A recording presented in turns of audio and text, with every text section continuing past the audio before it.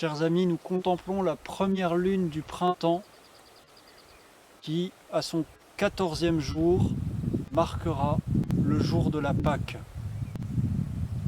Et ce soir-là, le Seigneur Jésus, après avoir partagé son dernier repas avec ses disciples et instauré le sacrement de l'Eucharistie et le sacerdoce, sort avec eux. Puis, étant sorti, dit le texte, il s'en alla selon sa coutume au mont des Oliviers, et ses disciples le suivirent. Lorsqu'il fut arrivé en ce lieu-là, il leur dit : « Priez, afin que vous ne succombiez point à la tentation. » Et s'étant éloigné d'eux, environ d'un jet de pierre, il se mit à genoux et fit sa prière en disant : « Mon Père, si vous voulez, éloignez ce calice de moi. Néanmoins, que ce ne soit pas ma volonté qui se fasse, mais la vôtre. » Alors il lui apparut un ange du ciel qui vint le fortifier, et étant tombé en agonie, il redoublait ses prières.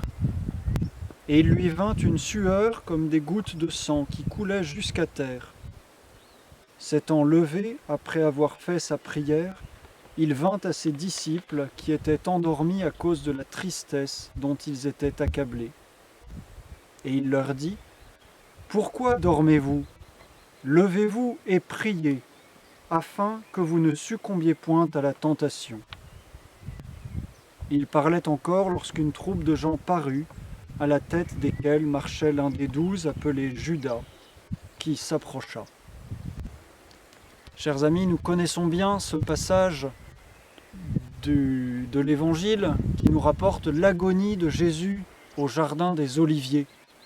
L'olivier dans la Bible, c'est cette plante bien connue des peuples méditerranéens, dont le fruit est si amer qu'on ne peut pas le manger, mais qui donne une huile excellente, qui soigne, illumine et nourrit l'homme. Et c'est aussi le sens de la passion de Jésus. Lui a connu l'amertume, lui a connu la souffrance, lui a connu l'angoisse. Et comme disait sainte Thérèse d'Avila, lorsque tu es triste, va auprès de Jésus triste. Mais de ce fruit amer, de l'amertume de sa passion, de toutes ses douleurs, et même de la trahison de ses disciples, il a fait une huile excellente, la grâce qui nous sauve.